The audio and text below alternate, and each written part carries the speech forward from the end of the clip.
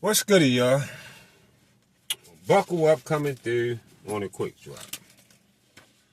So, I guess first and foremost, I want to say great night of fights last night. Big ups to everybody, all the undercard fighters and everybody who did get some work in last night. I mainly want to say big ups to Fondura at 154 on doing what was expected to be done against a guy that been out the ring for more than 3 years. Like I told my guy P-Dub, who I was on the phone with, I talked to the day of the fight. When did we talk? Yeah, the day of the fight in the morning. He was asking me, probably listening to me right now, you asked me who did I think would win, and because you said you think Kieth Thurman got a chance, and I told you Kieth Thurman don't really have a chance. It's going to be a round by round beating type of situation for Kieth Thurman, and that's what it turned out to be. And I appreciate you manning up and calling my phone after the fight and saying, "God damn, I pretty much told you exactly what was going to happen." Kieth Thurman just been out the sport too long. He supposed to take his time and get back in rhythm against tune-up opponents. He been out the sport to the point anybody should know that, right? The man been out the sport for almost 3 years? But he supposed to come back and get himself back in rhythm.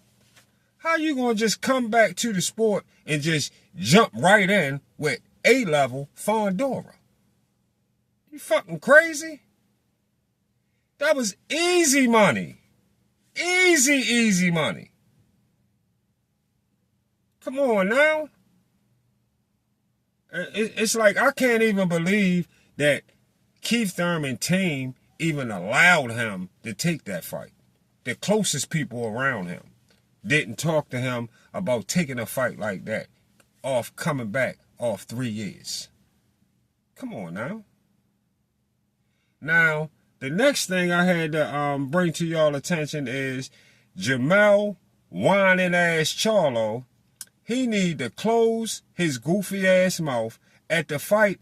After the fight, he out on the interview making all this unnecessary noise about how Fondura got his belt and what he would do to Fondura. First and foremost, they supposed to strip your laid back out of the fucking sport ass for not defending your mandatory.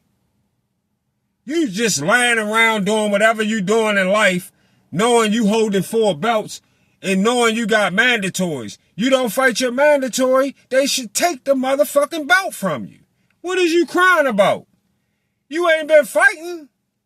Talking about they don't be making fights for nobody else. I mean, they make fights for everybody else. They don't make fights for you. They making fights for everybody else. They don't make fights for me. Because evidently you must have not been pushing to get a fight.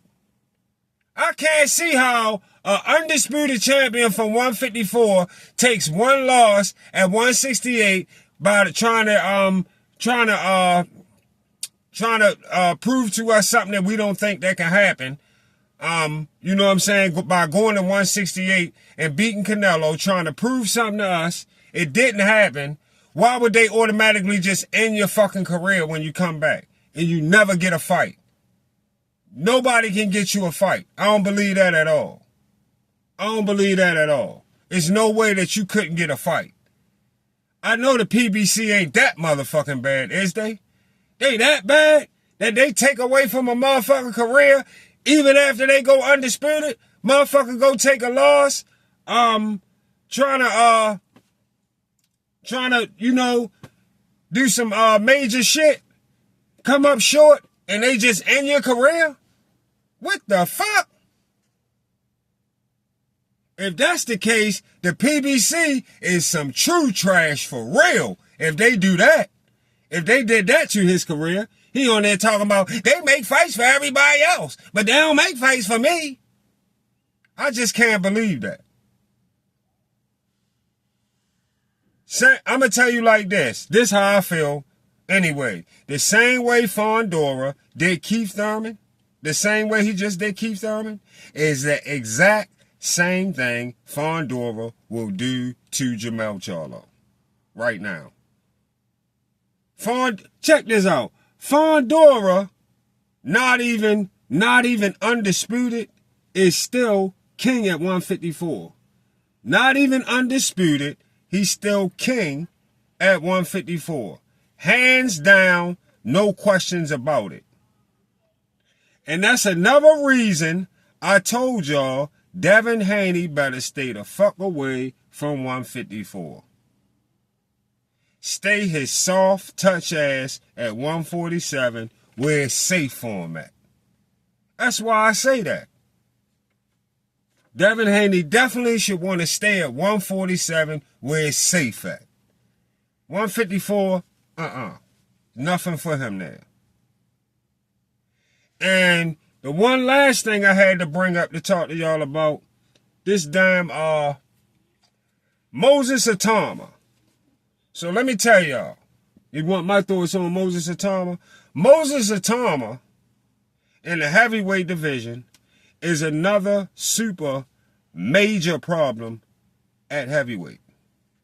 Major problem. Usyk, of course, still my top guy.